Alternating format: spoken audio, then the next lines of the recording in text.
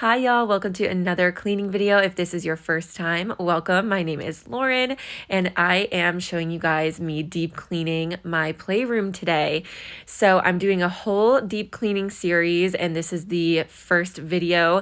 And then at the end of the series, once I show you each room individually, I'm going to compile them into a really long, awesome video for you guys. So if you need some cleaning motivation, deep cleaning motivation, and how to, this is the video for you. First, starting out with the couch, just using the hose attachment on the carpet cleaner to tackle this puppy and get her done. I did think this was going to take me a lot longer, so I did it in time lapse. So it's a very short clip here, but don't worry, I left all the other ones really nice and long because this is a long process and I want to be here with you through the whole thing. So that is the water from the couch. It is yucky. I went over every single square inch of that thing and now I'm moving on to the floor. So first I'm going to move everything that I can. When I'm just doing a daily clean and vacuum in here, I don't bother with moving this kind of stuff, but for the deep clean, I basically do one half of the room at a time for cleaning the carpet. So I'm going to take the sheet off this bed that we use as a trampoline. It's just one of our old beds that we don't need anymore, and my kids use it as a trampoline and a jumpy space in the playroom. I'm going to take the fitted sheet off of that and throw it in the washer, and like I said, from this half of the room, just move every single thing I can, which is the mattress, the whiteboard easel, and the little coffee table that's just off camera, and I just pile it onto one half of the room, and I start with a really good vacuum, like a good slow vacuum, going over everything twice, and then I'm going to bust out that carpet cleaner again and deep clean this carpet.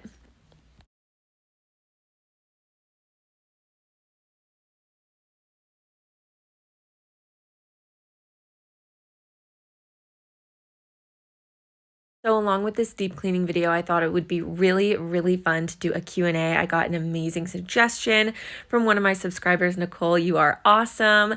She suggested that I do a Q&A in one of my upcoming videos, and I thought that was an amazing idea. So I'm going to do some get to know me questions and a couple of specific questions that you guys left on my last video and my last community post. So I thought I'd answer question 1 while we are vacuuming here together. And the first question I thought was a great question. So interesting. I always want to know this about other people as well. How my husband and I met and how long we have been together. So maybe not the answer you're expecting, but we actually met on Bumble. Yes, we met on a dating app. Sounds kind of crazy, but honestly, this day and age, maybe not sounds so crazy. So this was 5 years ago. Yeah, 5, almost 6 years ago. I had moved from Denver back to Texas, but I had moved to a really small town in Texas that I had never lived before. I moved there for work. I moved there through my job that I had in Denver.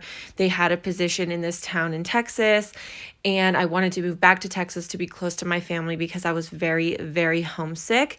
But since I was moving to a town I had never lived in before, I decided after a couple of months I should do something to meet people. And I'm really not a person who is going to go to a bar by myself and just hope to meet people. That sounds so intimidating.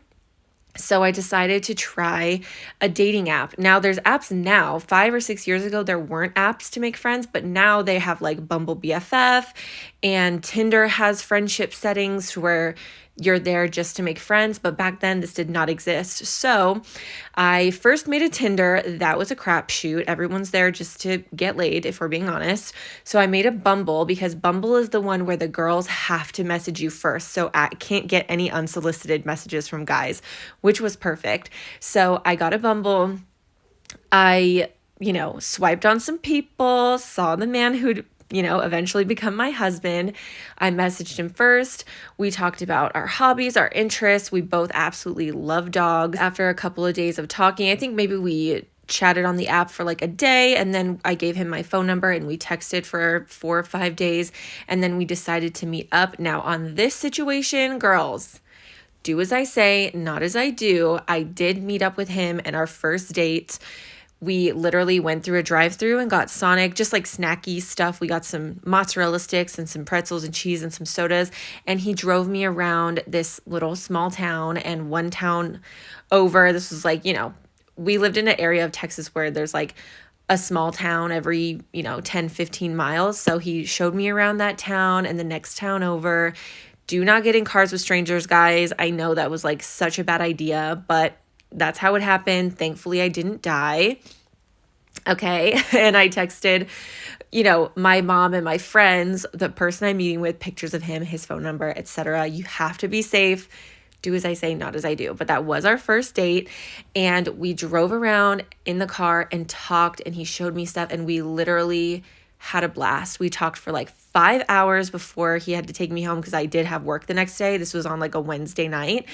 So yeah, and I had such a good time. And the funniest part to me was that I really did go into this date thinking like, okay, this guy's just going to be my friend. I'm just going to figure out if he has a cool group of friends.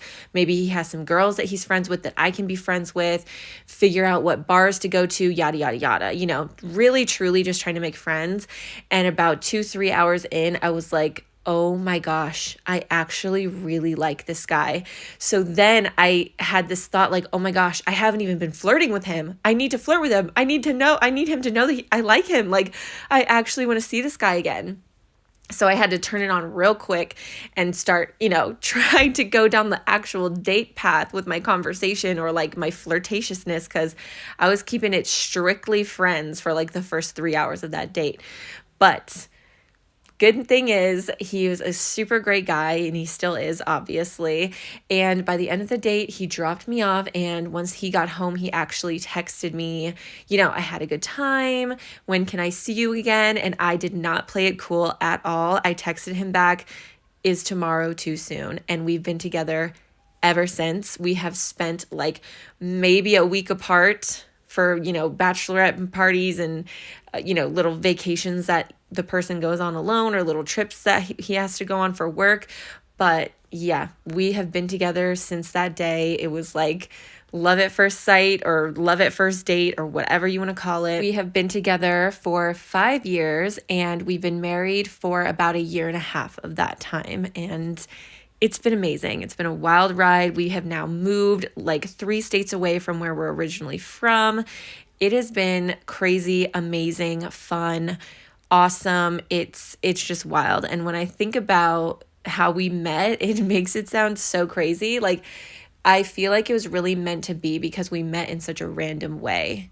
You know what I mean? And I truly was looking to just be friends, and then I meet the love of my life. It's crazy. So after that super thorough vacuum, we are moving on to carpet cleaner, and this is me in 2 times speed. That is how slow I'm going, and I'm going over every section at least twice.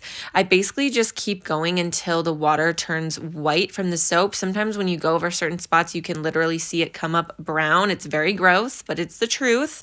And I will just keep going over until it comes up just white or clear, like it's just water and totally clean. And then the thing that I love about this Hoover carpet cleaner that I have, it has a dry only setting. So I go over everything twice or until it comes out clean, and then I turn on the dry only setting, and it basically just pulls as much water out of your carpet as possible. And it definitely quickens the drying speed of the carpet, which I absolutely love because it just leaves minimal water behind. Okay, question 2, I also really love. It was, what are your hobbies or interests, especially outside of being a mom, which I think is really important, especially, really for any parent, honestly, especially a stay-at-home parent, because your whole world really revolves around taking care of other people, and it's really important to keep yourself and keep your hobbies. So my hobbies, well, one of them truly includes making videos. I do love to make videos for you guys. I do it for myself, and I love that other people like to watch me. But honestly, I have been doing videos and making videos for people where no one watched for a very long time. I also used to do it as a job for student athletes, making highlight reels and things like that. That's actually how I got into making videos. And once I stopped coaching sports and making videos for students trying to go from high school to college sports, I actually missed it so much, and I started making makeup YouTube videos. So I have a whole other channel that's all about makeup, skincare, self-care, all kinds of stuff like that. And then I have this channel, of course, that is just about, mom stuff, cooking, cleaning motivation. I also upload vlogs every now and then. I really honestly love to make videos. It's a fun, awesome hobby for me, and it's a creative hobby. Not only is it like challenging, it's also a creative outlet. So I love that it kind of has like two spectrums, or two, things that people love about hobbies. Other hobbies that I really, really enjoy would just be gardening, yard work in general. I love to be outside. I love to go camping.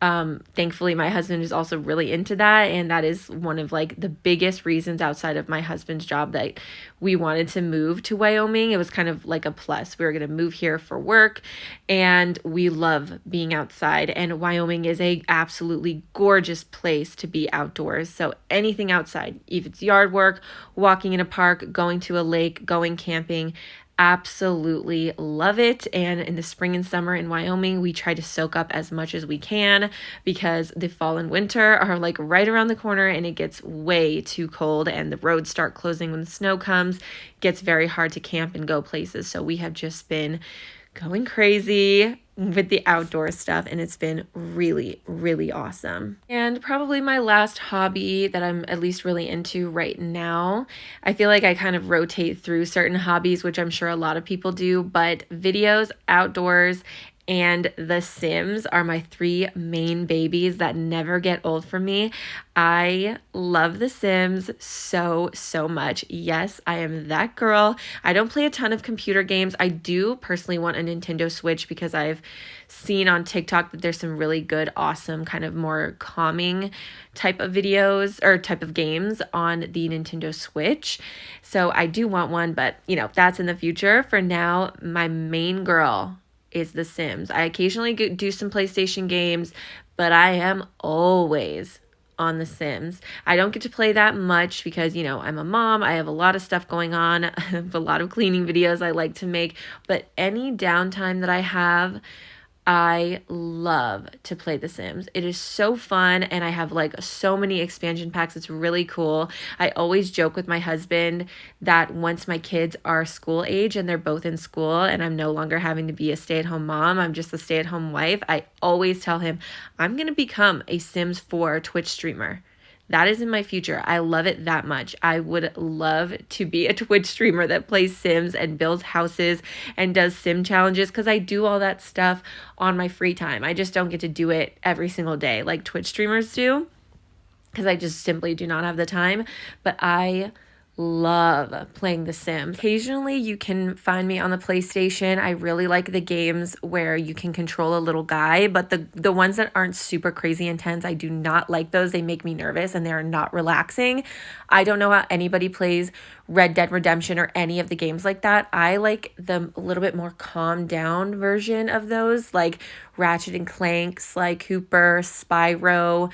Love those babies. One little trick that I do a lot with my newborns, I did it with both kids, is like the main time I'm playing PlayStation games, because you are in a rocking chair so much with your newborn. It's like the only thing fun that you can do. So I really bust out the Sly Cooper games when it's newborn time. Other than that, I just play them occasionally, and The Sims is like my main girl, my main video game baby. We are making some fantastic progress on this carpet. So I have now moved on to the other half of the room, where the only things I can move is my two old decorative chairs. Not decorative, I do sit in them, but they're like the funky 80s print fabric chairs, if that makes sense. Anyway, I let the other half of the room dry, move everything to that half, and I start doing the same deep clean, going super, super slow, going over everything as much as I need to on this side and getting everything super duper clean. And then one thing I do in this room specifically when I'm doing the carpet is I basically overlap the middle section when I'm doing both halves, because that middle section is basically the entrance into the room. It's very high traffic, and I like to go over it as much as I can, because it's high traffic, and I try to just get it as clean as humanly possible so that I know it's all the way clean. So this middle section gets a little second go over here, and it is totally 100% coming up with clear water when I'm just drying the carpet, which is fantastic. And here is the final dump of the water. Absolutely disgusting. I am so glad that I got to this stuff. So after the carpet's fully dry and I have the whole room finally back, rearranged to where everything's supposed to be, I'm going to refresh my toddler's coloring stuff. I got him a couple of coloring books and some fresh crayons, markers, and expo markers. I think I mentioned in a previous cleaning video that I recently got him a awesome double-sided whiteboard easel on Facebook Marketplace for $15. It's like the score of the century for me. So it just got me looking at all of his markers that we have, and he decided he needed quite the refresh. He had like 4 markers left and 2 Expo markers. So I did the whole shebang. Got him a couple different packs of colors, a big pack of markers, a big pack of crayons, and the biggest pack of Expo markers I could find that were very, very colorful. And then I did get him some chalk, and we haven't even busted into that yet, but he immediately wanted to bust into those Expo markers. You want to try? Daddy, you want to try? Yeah. You want to try? You want to try? Can I try? There you go, Dad. Look. Yeah. Yes. Awesome. Yes. Yes, like this. After that, we are moving into the wipe down section of my deep cleans. When I'm doing this for a deep clean, I do not bother with a spray bottle. I get a hot bucket of water and some multi-purpose cleaner with a rag, and I wipe everything down that is a hard surface. It's getting the wipe down. Every single square inch is getting wiped. I just have super hot water, as hot as I can stand to touch, and some pine salt with a microfiber towel, and I am going to wipe down the coffee table, the legs of the tables, the walls, everything that is in reach of a child. If you know, you know. It has fingerprints on it. As much as you try to keep up with it and keep it clean, there's dirt, there's fingerprints. Everything they can reach is getting wiped. So that is what we're doing now. And I'm going to move on to question 3, which is another amazing questions. You guys really busted it out with the awesome questions. This question was, if you could travel to any country, which one would it be? And I truly have such a hard time narrowing this down, because there's like 4 or 5 actually that I just really want to go to. And a fun fact about me, which I feel like is so weird, I guess it depends on where you live and like the type of people you grow up around, but I truly feel like I am the only person I know that hasn't been out of the country. When you live in Texas, I guess it's really, especially South Texas like I did, it is super common for people to go to Mexico, like all the time, vacation in Mexico. And I haven't even been to Mexico. I have never been out of the country. This is changing in October. I'm actually going to Mexico with my mother and my aunt. So surprise, I don't think I've even told you guys that yet. But anyway, so I do get to go to Mexico, but actually my dream number 1 on the list, dream vacation would be to Bali. It looks so beautiful, and it's kind of one of those places that has everything in one place. Like, it has beautiful bustling cities, it has beautiful small towns, it has rainforest, it has beach, it has history, it has beauty, it has everything, and it looks so gorgeous. From America, it is like a crazy 20-hour flight or something. Very tough to get to, obviously, especially when you have young kids. But if I could go anywhere in the whole world for a week, I would love to go to Bali. It just looks incredible, and I will get there one day. I definitely will get there one day. I'm going to make it happen. We're still powering through this wipe down section of the playroom. I am wiping every single thing. I'm getting to the whiteboard now, and I am so excited to start decorating, you guys. I feel like in the summer, I've talked about before, I'm really the worst person about decorating. I want to decorate my house. I hate how plain it looks, but it is so hard for me to decide what to get. Like I feel like I just don't have a solid style yet, and it's so hard for me to pick because I feel like everything ends up looking uncohesive because I just don't have it nailed down.